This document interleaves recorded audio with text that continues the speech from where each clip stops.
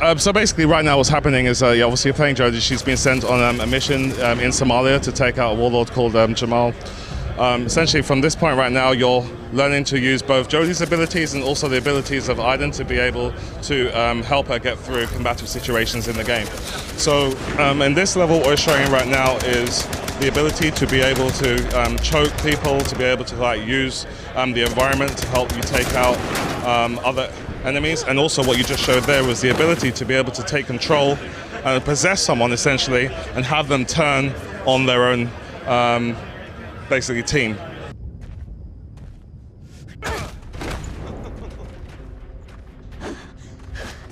Obviously some of the cutscenes here we have when the game's slowing down, showing you some of the new combat things that we're able to do. So basically you'll use the right stick, and by using the right stick, you can then use it in direction to avoid the attacks that are currently happening. When it slows down, it's giving you that time to basically do a counter and use all the different techniques that Jodie has managed to learn.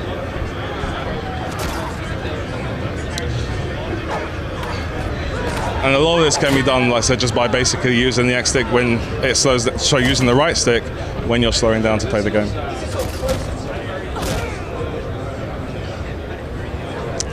So Jodie got a little bit of trouble there. So right now you're currently taking control of Aiden, and Aiden's very protective of Jodie. So here you'll be able to focus on, there you go, or also be helped by the little kid. So there's different ways that the scenes can be played out. In that instance here, obviously Jodie got into a little bit of trouble, so she was able to be helped. But there's also times when Aiden will also protect her as well, because he's very protective and he's pretty powerful as well. Like I said, throughout the game he has a number of different abilities, and basically he has been in touch with Jodie ever since she was small.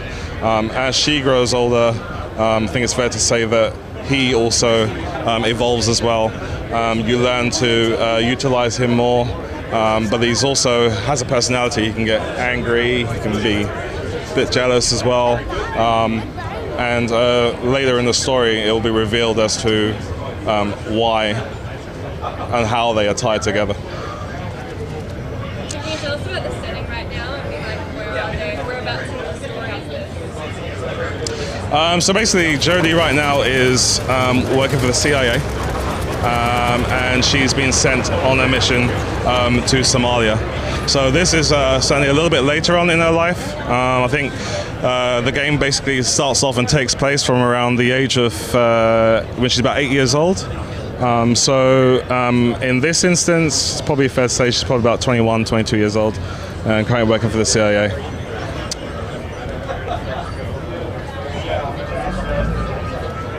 So this mission that you're currently being sent on, in terms of like the overall story, it's very different sort of environment to some of the other stuff that we'd shown previously. Kind of like we'd showed obviously Hunted, and in that one she's like on the run.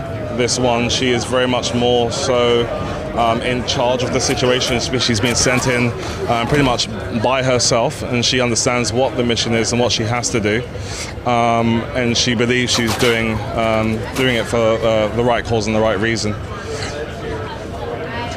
Now the game is obviously played out in a sort of non-chronological order, but it still spans very different stages of her life. By pressing the X button here, basically while she's being shot at, Aiden is also able to put a protective shield around Jodie and basically protect her from any damage. So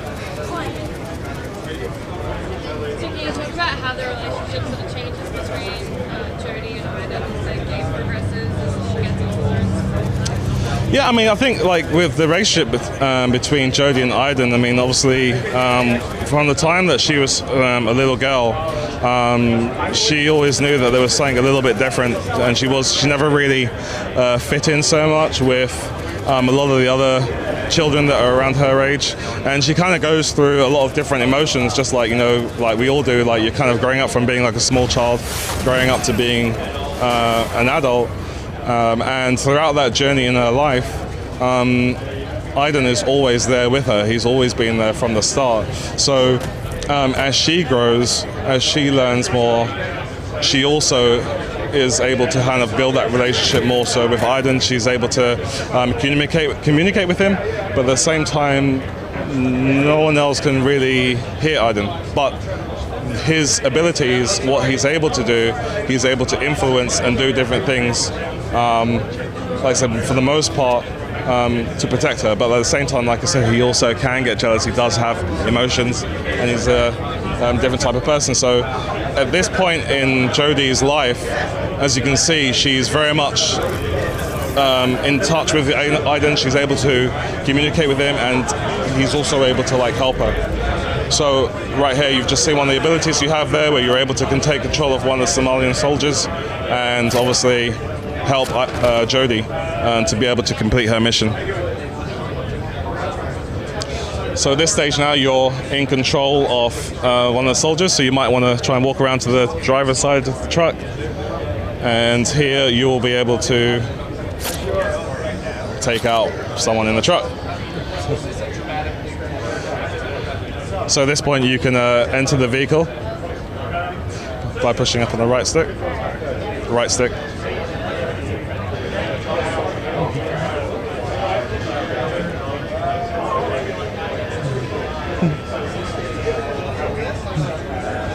There you go. Okay, so obviously, yeah.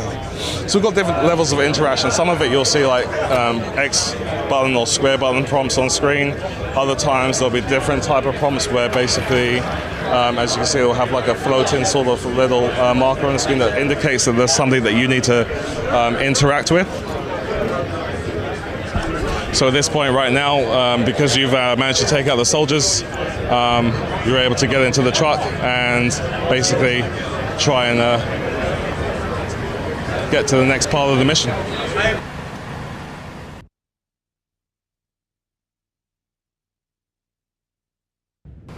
يا للملل، أنا بحاجة إلى بعض الحركة. كن حذرا بما تفعل.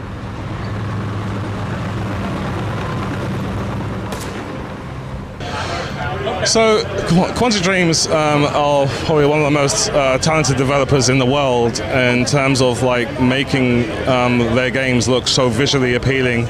I think definitely it's down to the fact that they're a very extremely talented team, very technical, and I think that as you're seeing, like at this point in the life cycle of the PlayStation 3, they're able to do something that looks graphically extremely impressive.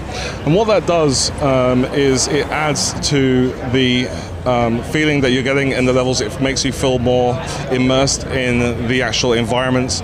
The way that they're able to use the motion capture gives you the feeling that these characters are real, especially when you're using a known actor like Ellen Page that's going to be playing the role of Jodie in the game. It's really important that not only are her facial mannerisms reflected, because she's such a well-known person, obviously from the movies that she's done, but it's also really important that we're able to get those same her same emotions that she's able to portray as an actress into the game, and that helps to make the character that she plays a lot more believable. So having her move in a certain way, having her walk, her mannerisms, her gestures, you know, when people, because of the technology that and the mocap ability that Quantic Dreams has, when they're doing the mocap for like someone like Ellen, when she's acting, you'll get all those different emotions in her face, from her cheeks, her eyes, her lips, everything is Ellen that you're basically seeing. So you're getting the actress in the game acting it out, and you're able to then portray that, and it adds to the whole realism and the more believable the scenes are and the story is as you progress through the game. So as you're seeing in this situation, because of the fact that she is being trained in different combat as part of her being in the CIA, which you do get to do her training in the game as well. She's able to utilize a lot of these situations, especially with her hand-to-hand combat. She can use her gun, but obviously I think Aiden is probably a little bit more of a help to her than like even guns, because of just the different amount of abilities that he's able to give her and help her out with so many different situations. We're not always just relying on the fact that she has to go and shoot to get through. There's different ways that you can do it, whether it's like, you know, doing stealthily getting through. Sometimes you're able to take more extreme measures by killing people, other times just possessing them. It's just different levels that you have in terms of her abilities with Aiden.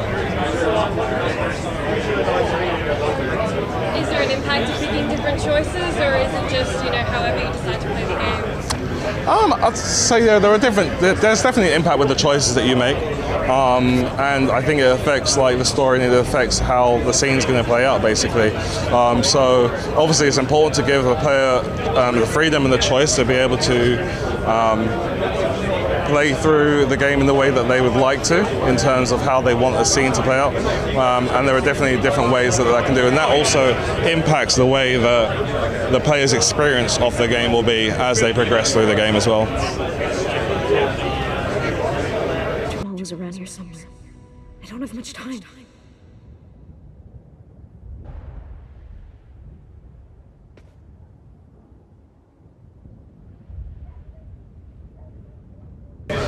So this is Beyond Two Souls, developed by Quantic Dreams, and it will be out in October of this year exclusively for PlayStation 3.